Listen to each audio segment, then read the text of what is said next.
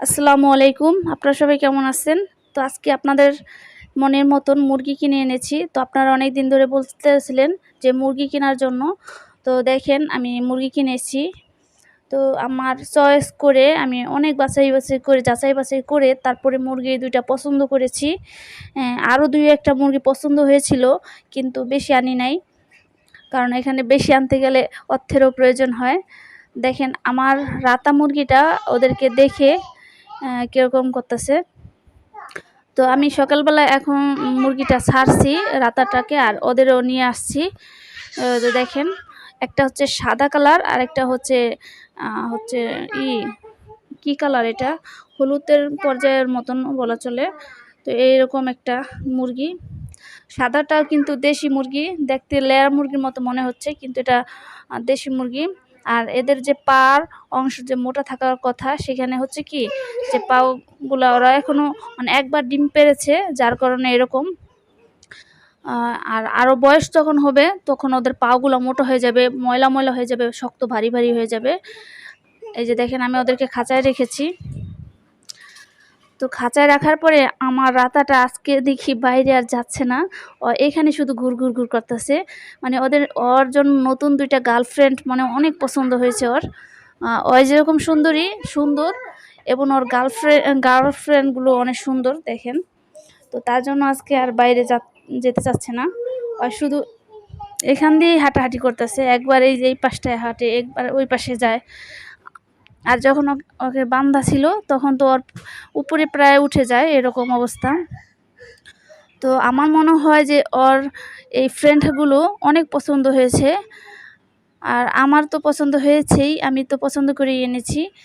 গলাচিলা একটা মুরগি দেখেছিলাম কিন্তু গলাচিলা ঠিক আছে, ওটা ছোটো জাতের একটা মুরগি, ছোট ছিল এবং একবার ডিম পেড়েছে কিন্তু পালকগুলো আছে না ওগুলো একদম ঝরে মরে গেছে, কেমন জানি লাগে, ভালো লাগে না, তার জন্য আনি নাই।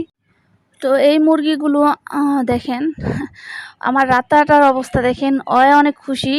ও আমি খাবার দিয়েছি ওই বাচ্চালাটাকে, তো ও আজকে বাইরে যাচ্ছে না।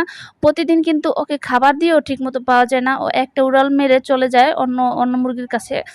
আজ দেখে ঘরে নতুন গার্লফ্রেন্ড এসেছে, তো আজকে কি ঘর থেকে যেতে মন চায়। তো ওর জন্য আজকে ঈদ মনে হচ্ছে। তো দেখেন দুইটা নতুন মুরগি পেয়েছে হয়। তো আর কিছুদিন বেঁধে পালবো, তারপরে দেখি ছাড়া যায় কি না, জানি না তো ওদের স্বভাব কীরকম।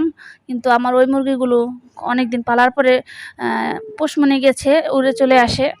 কিন্তু এই মুরগিগুলো কেমন হবে একটু ভাবনার বিষয় আছে। দেখি এই মুরগিগুলো ছেড়ে পালার ইচ্ছা আছে, কিছুদিন বেঁধে পালবো, তারপরে এগুলো কিন্তু ডিম পারবে আবারও। কারণ হচ্ছে আমি ওদের আনার পরে খাঁচায় যখন রেখেছি, খাবার দেওয়ার পরে ওরা খাবার খেয়েছে, ওরা সুস্থ সবল আছে। আমি মুরগি বা যে কোনো কিছু কেনার আগে প্রায় ১০-১২ দিন আমি ইউটিউবে বা অনলাইনে ঘাটাঘাটি করি যে কেমনভাবে ভালোটা কিনা যায়। তো আমি মুরগিটা সুন্দরভাবে প্রথমে নাক টিপে দেখেছি ঠান্ডা আছে কিনা, তারপর পাগুলো দেখেছি, তারপর পাইপটটা দেখেছি যে ডিম পেড়েছে কতবার, ওর মাথার তাজটা হেলেছে কিনা, ডেকা কিনা, সুস্থ কিনা, এই সব কিছু পর্যবেক্ষণ করে তারপরে আমি মুরগি ২টা কিনেছি। তো ইনশাল্লাহ হয়তো ভালো হবে। তো আপনারা যারা মুরগি চিনেন তারা কমেন্ট বক্সে কমেন্ট করবেন যে এই মুরগি দুটো সুস্থ কিনা বা এটা কি ক্রসিংয়ের মুরগি কিনা। অনেক সময় হয় কি আমরা দেশি মুরগি কিনতে যাই কিন্তু দোকানদাররা সোনালী মুরগিগুলো মিক্স করে রাখে, যার কারণে চেনা যায় না। তো আরও কিছু মুরগি ছিল আমার কাছে মনে হয়েছে সোনালী, কারণ ওদের লোমগুলো খুবই ঝরে গেছে। তারা বলতেছিল যে লোম পড়ে গেছে হবে, কিন্তু আমার সন্দেহ ছিল, তার জন্য আমি আনি নাই। আর যেটা মনে হয়েছিল না দেশি হবে, আরও ২-৩টা দেশি একদম অরিজিনাল দেশি মনে হয়েছিল, কিন্তু ডেকা ছিল বা কালারটা পছন্দ হয় নাই, যার কারণে আনি নাই। তো এই ২টা আরেকটা পছন্দ হয়েছিল, তো এই ২টাই সর্বশেষ আনছি, বেশি ভালো লাগছিল। তো আমি সব দিক দিয়ে পর্যবেক্ষণ করেছি যে কতটুক দেশি বা ওর মধ্যে যদি মিক্সচার হয়ে যায় তো ওর ঘাড়ের লোমটাও ভালো আছে এবং বড় জাতের মুরগি, তার জন্যই এই ২টা মুরগি কিনা। সাদাটা একটুখানি ছোট কিন্তু হচ্ছে লালটা একটু বড়, তো তার জন্য লালটার দাম নিয়েছে বেশি। এমনকি যে লালটা আছে না, লালটার মাথার তাজটা একটু হেলেছে, কিন্তু তারা বলছে একবার ডিম পাড়ছে। সেটা আমিও বিশ্বাস করছি, একবার না হোক ২ বার, কিন্তু ডিম পেড়েছে ডেকা না। আর আনার পর কিন্তু ওরা সুন্দরভাবে মানে ডিম পাড়া মুরগি যেরকম করে ডিম পাড়ার আগে ঠিক তারা এরকম করতেছিল। তো আমি খড়ে তারপরে ওদেরকে বেঁধে রেখেছি। তো দেখেন এই যে ওদেরকে আমি ভালোভাবে আপনাদেরকে দেখাচ্ছি। আপনারা দেখে বলবেন যে এটা কি আসলে দেশি কিনা বা ক্রসিংয়ের মুরগি কিনা। অনেক সময় হয় কি যে দেশি মুরগির সাথে সোনালি মোরগের জোড়া মিলায় কবুতরের মতো, তখন গেলা বাচ্চাগুলো আর কি অরিজিনাল বা ১ নাম্বার দেশি হয় না, ২টার মিক্সচারে হয়। সেই মুরগিগুলোকে ক্রসিং মুরগি বলা হয় মনে হয়, বা ফাটা মুরগিও বলা হয়। কবুতরের ক্ষেত্রে এইসব বলা হয়। তো দেখেন মুরগিটা কিন্তু সুস্থ আছে, সবল আছে। আসার পরেও এদিক ওদিক তাকাচ্ছে। আপনারা একটু ভালোভাবে খেয়াল করে তাহলে বুঝতে পারবেন যে মুরগিটা কেমন করতেছে। দেখেন অনেক চঞ্চল সাদাটা, আর সাদাটা বিশেষ করে বেশি ডাকাডাকি করতেছে।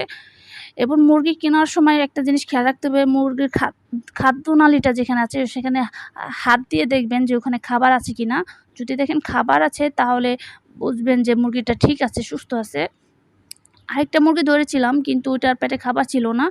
তো দোকানদার বলছে যে পরে খাবার দিলে খাবে। আমি তো ওটা বাদ দিয়ে দিয়েছি। মানে আমি কোনো কিছু সন্দেহ রাখি নাই যে এটা এমন হতে পারে, ওমন হতে পারে।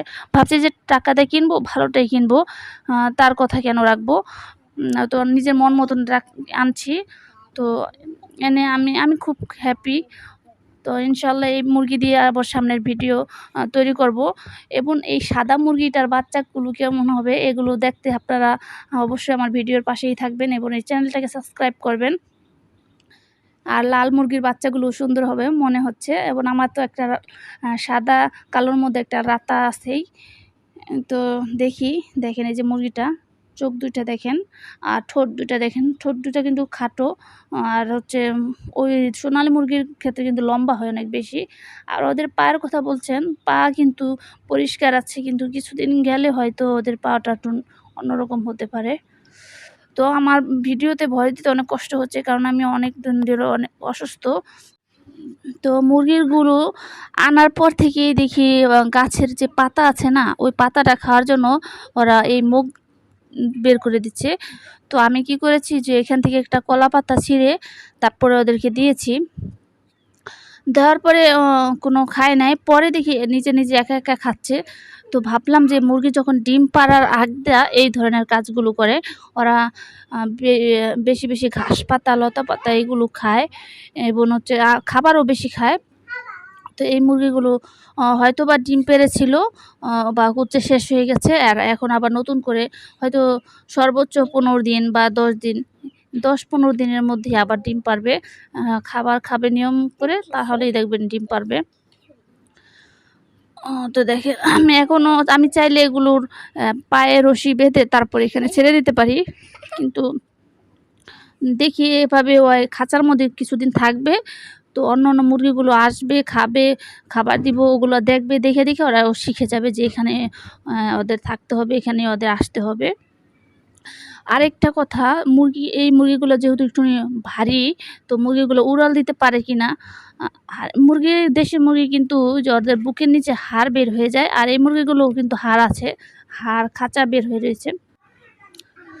তো আজকে আর আমি কথা বলবো না। তো আজকে ভিডিও ছিল এই পর্যন্তই। আপনারা সবাই ভালো থাকবেন, সুস্থ থাকবেন। আসসালামু আলাইকুম।